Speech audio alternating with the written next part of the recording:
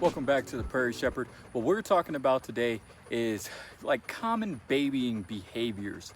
Your dog doesn't need a therapist. Your dog needs a leader.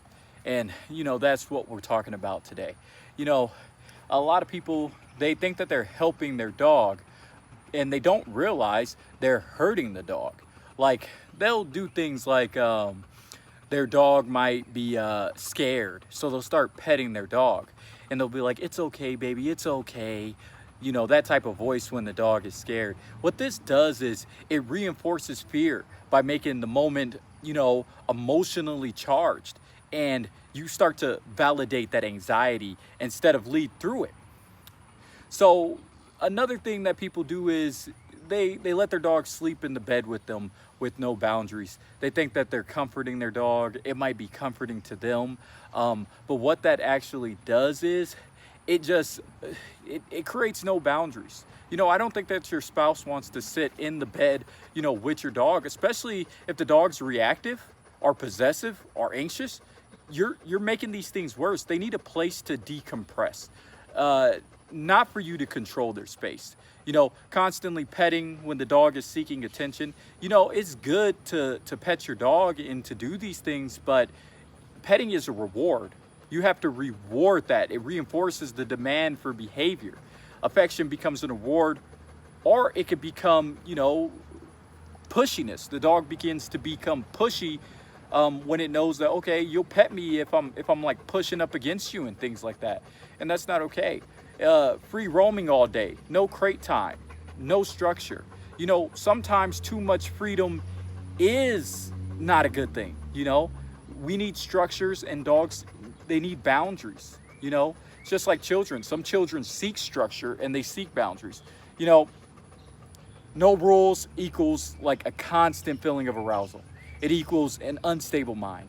The dog never learns how to be calm on command, or just how to be calm in general. Whenever my dog is calm, I like to reward him for that. That's when he deserves being pet. Like right now, he's calm. He deserves being, pet for that. That's the reason we see so many problems when it comes to dogs with barking or being reactive. Some people start being like, it's okay when they're growling at the mailman. Like, no, like, hush him. Like, it's not okay that your dog is barking at the mailman, so don't make him feel like it's okay by praising him. Okay? They think you agree with the behavior when you do that. If he starts barking and acting all wild, he's gonna think that you agree with that, And if you don't agree with it, you shouldn't be rewarding them. Let them break commands because they're cute or tired. Like, don't let them break a command because you think it's cute. I see this a lot of time with parents. Their kids will cuss and they'll be like, oh no, oh, it's so cute. Yeah, until they get older, don't let your dog do that. If they're tired, they still have to listen. We're not just gonna override our discipline because, the dog is tired or because you thought that it was cute in the moment. That's teaching unreliability, not compassion. All right. So here's another thing. Like, people are going to object with what I have to say, but like, they'll be like, but I don't want to be mean to my dog, or their leadership's not meanness. Dogs feel safe when there's rules, and those rules are clear and enforced. Okay. Dogs actually enjoy that. It actually makes you feel better about yourself and your self-efficacy when you have something that you have to, meet that goal of. They might want their dog to just feel loved. Love without boundaries, that equals chaos, okay? Structure is love. There's a saying that says, and it comes from the Bible, it says, if somebody doesn't correct you when you're wrong, that person doesn't love you. Okay? Crating is cruel. Those types of things. The crate is a calm cave for your dog. It's not a punishment. It gives them a place where they can go. It gives them a place where they basically feel like they could be, safe at. Or he gets anxious when I leave him in the crate. A lot of times dogs only get anxious when you leave them in the crate.